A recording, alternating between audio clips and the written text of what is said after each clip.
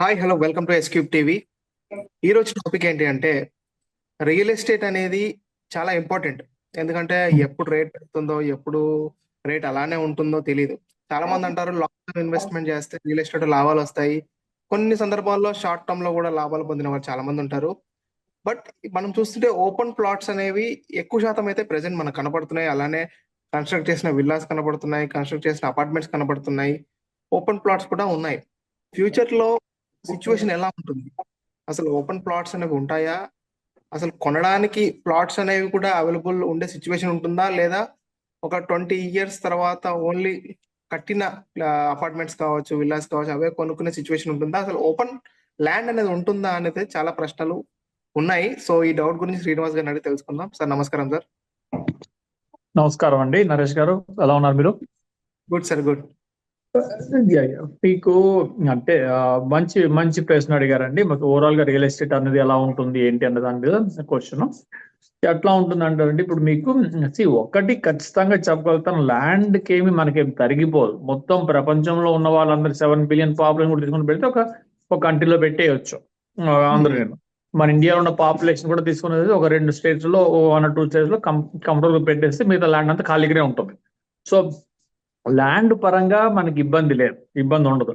కాకపోతే important thing అలా ఏంటంటే ఇక్కడ చూడాల్సిన ట్రెండ్ చూడాల్సింది ఏంటంటే ఇప్పుడు అర్బనైజేషన్ అవుతుంది. మీకు ఏమవుతుంది, రూరల్ ఏరియాలలో మీకు ఎంప్లాయ్మెంట్ లేదు, జీవనోపాధి లేదు, అగ్రికల్చర్ వాటిలో ఈల్డ్ అంత సరిగ్గా లేదు.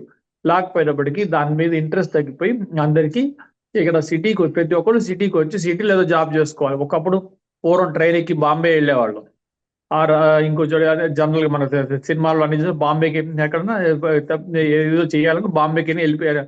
ఇప్పుడు ఏమైపోయింది, ఎక్కడికక్కడ సిటీస్ వచ్చేసినాయి కాబట్టి హైదరాబాద్కి వెళ్ళి ఏదో చేసుకోవాలి. మన ఆంధ్ర నుంచి కానివ్వండి, తెలంగాణ నుంచి కానివ్వండి, హైదరాబాద్ ఆర్ బెంగళూరు ఏదో వచ్చి చేసుకోవాలని ఉంటుంది.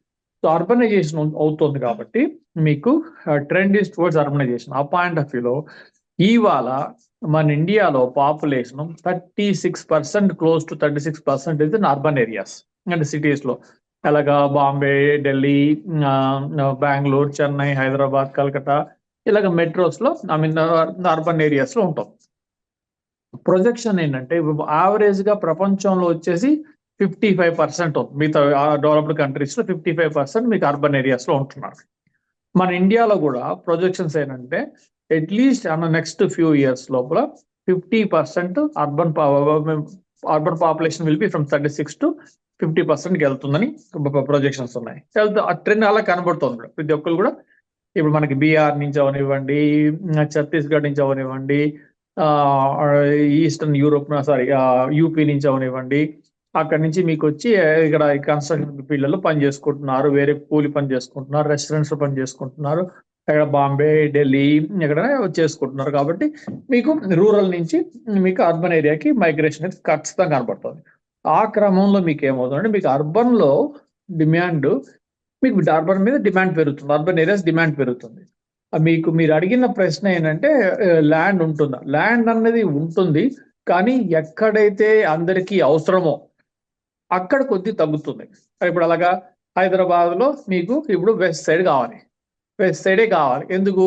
ఉద్యోగానికి దగ్గర, ఐటీ వాడికి ఉద్యోగానికి దగ్గర. నాన్ ఐటీ వాడు అక్కడ స్టాఫింగ్ లోనో ఇంకో దాంట్లో ఒక రెస్టారెంట్ లో పని చేసుకుంటున్నా, ఆ సర్వీస్ ఇండస్ట్రీలో ఉన్నా, అవి కూడా ఎక్కడ ఉన్నాయి, ఎక్కువ వెస్ట్ సైడే ఉన్నాయి. వాళ్ళు కూడా అక్కడి నుంచే అటు వెళ్ళాలని చూసుకుని ఉంటారు. సో కాబట్టి మీకు ఎక్కడైతే డిమాండ్ ఉంటుందో, ఎంప్లాయ్మెంట్ ఎక్కువ ఉంటుందో ఆ ఏరియాలోకి డిమాండ్ ఖచ్చితంగా పెరుగుతుంది. ఈ రోజు కొంచెం టెంపరీగా స్లగ్గిష్ గా ఉండొచ్చు మార్కెట్, కాకపోతే ఖచ్చితంగా పెరుగుతుంది. ఎందుకంటే 2 కారణాలు. ఒకటి, ఇండియాలో అర్బన్ పాపులేషన్ పెరగాలి, ప్లస్ ఇంకొకటి కూడా చూస్తే ప్రపంచంలో మీకు అన్ని ప్రదేశాల్లో కూడా అర్బన్కి వెళ్తున్నారు. ప్రపంచం ఎకానమీలో ఈ రోజు కాస్త కూస్తో ఎక్కువ పర్సంటేజ్ లో గ్రో అవుతున్నది ఇండియన్ ఎకానమీ గ్రో అవుతుంది.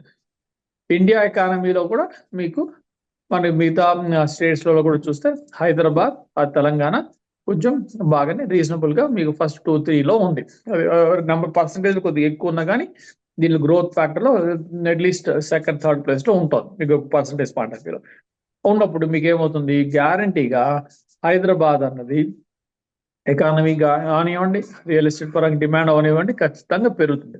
టెంపరీగా కొంచెం స్లగ్గిష్ అయ్యింది, ఎందుకంటే మన గవర్నమెంట్ పాలసీస్ అవనివ్వండి, పక్క రాష్ట్ర పాలసీస్ అవనివ్వండి, overall slow down in economy అవనివ్వండి, ఈ ఫ్యాక్టర్స్ తోటి ఇవాళ స్లో డౌన్ అయింది.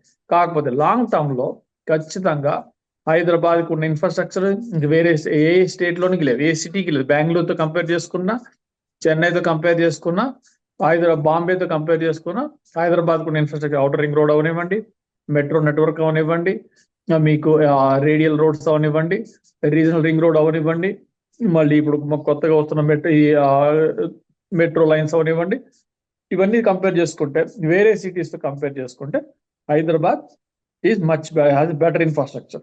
అది కాకుండా కాస్ట్ ఆఫ్ లివింగ్ కూడా కంపేర్ చేసుకుంటే బాంబేతో కంపేర్ చేసుకున్నా, బెంగళూరుతో కంపేర్ చేసుకున్నా, ఢిల్లీతో కంపేర్ చేసుకున్నాం, Hyderabad cost of living is reasonable, compare to reasonable.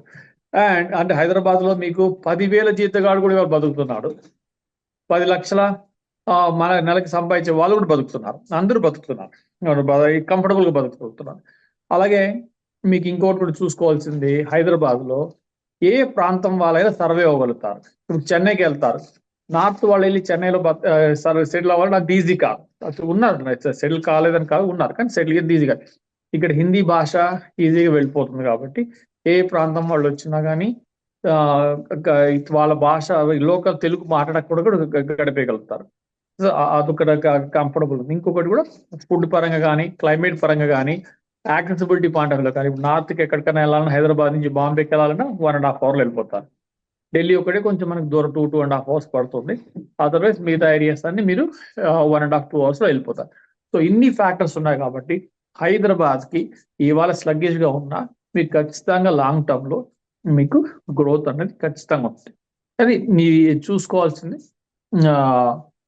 Hyderabad land point of వ్యూలో, ప్లాటింగ్ పాయింట్ ఆఫ్ వ్యూలో మీకు ఈ రీజనల్ రింగ్ రోడ్ కానీ, outer ring, already outer ring road లో వరకు అన్ని వైపులా ప్లాటింగ్ అయిపోయింది. అవుటర్ రింగ్ రోడ్ దాటి ఉన్నాయి, అవుటర్ రింగ్ రోడ్ నుంచి రీజనల్ రింగ్ రోడ్ మధ్యన ప్లాటింగ్ నడుస్తున్నాయి. ఇప్పుడు అవి కూడా అయిపోయి రీజనల్ రింగ్ రోడ్ దాటి కూడా వేస్తున్నారు.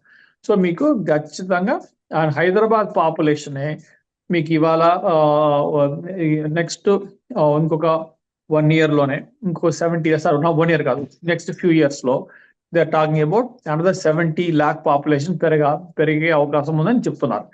అంటే ఆల్మోస్ట్ డబల్, అంటే double 70% of what we have right now. ఇంత కావాలి అంటే వాళ్ళందరికీ ప్లాట్ అవనివ్వండి, అపార్ట్మెంట్ అవనివ్వండి, విల్లాస్ అవనివ్వండి, డిపెండింగ్ ఆన్ దర్ బడ్జెట్ కావాల్సి వస్తుంది. సో గ్యారంటీగా డిమాండ్ ఉంటుంది, డిమాండ్ తగ్గట్టు కూడా ఎక్స్పాండ్ అవుతుంటుంది. మనం చూసాం, హైదరాబాద్ చూసాం ఒకప్పుడు. మేము గ్రోత్ ఉన్న టైంలో కానీ మనకు షాపింగ్ అంటే ఆర్బిట్స్ వైపు వెళ్ళేవారు. తర్వాత మెల్లిగా ఇలాగ సోమాజీ కూడా, అమీర్పేట వచ్చారు. ఇప్పుడు ఏమైపోయింది, హైటెక్ సిటీకి వచ్చారు. ఇప్పుడు ఏమైపోయింది, ఇప్పుడు ఏ ప్రాంతానికి ఆ ప్రాంతం అయిపోయింది. హయత్ నగర్ నుంచి ఇటు పటాన్ చెరువు వరకు, ఇటు ఇది మీకు ఉప్పల్ దాటిన తర్వాత కూడా ఉన్నాయి. సో ఇలాగా మీకు ఎక్కడికక్కడ ఎక్స్టెండ్ అవుతుంది కాబట్టి మీకు ఎక్స్టెండ్ అవుతూ పోతుంది, ఊరు అనేది ఎక్స్టెండ్ అవుతూ పోతుంది. అండ్ యంగ్స్టర్స్ ఎవరైనా, ఇప్పుడు ఫ్యామిలీలో యంగ్స్టర్స్ ఎవరైనా కానీ they want buy new house. వాళ్ళకి మన ఇండియాలో సెంటిమెంట్ కూడా ఉంది, ప్రతి ఒక్కళ్ళు వాళ్ళ సొంత ఇల్లు కట్టుకో, అపార్ట్మెంట్ కానీ విల్లా కానీ చేసుకోవాలి. అఫోర్డబిలిటీ పాయింట్ ఆఫ్ వ్యూ వచ్చేటప్పటికి డబ్బులు ఎక్కువ సంపాదిస్తున్న వాళ్ళు వెస్ట్ సైడ్ ఉంటున్నారు, లేదు కొంతమంది మిగతా వాళ్ళు కొద్ది దూరంగా వెళ్తున్నారు. ఆ పాయింట్ ఆఫ్ వ్యూలో సిటీ ఎక్స్పాండ్ అయ్యే అవకాశం చాలా ఉంది. అండ్ గ్రోత్ ఫ్యాక్టర్స్ మనకి ఆ పారామీటర్స్ మనకి ఉన్న ఈ పారామీటర్స్ చూస్తే గ్రో అవ్వడానికి అవకాశం చాలా ఉంది. ఎందుకు, ప్రపంచంలో ఇండియా బాగా గ్రో అవుతుంది. ఇండియాలో హైదరాబాద్ అన్నది one of the growing cities లో ఇది ఒకటి. ప్లస్ ఎన్వైరన్మెంట్ అవనివ్వండి, మీకు కాస్ట్ ఆఫ్ లివింగ్ అవనండి, ఈ పారామీటర్స్ లో చూసుకుంటే ఐటీ పాయింట్ ఆఫ్ వ్యూలో, వీటి పాయింట్ ఆఫ్ వ్యూలో మనకు కొత్త సిటీ అవనివ్వండి, కొత్త ఎంప్లాయ్మెంట్ అవన్నీ జరుగుతున్నాయి కాబట్టి, వస్తున్నాయి కాబట్టి ఖచ్చితంగా హైదరాబాద్ రియల్ ఎస్టేట్ అనేది గ్రో అవ్వడానికి మంచి అవకాశాలు.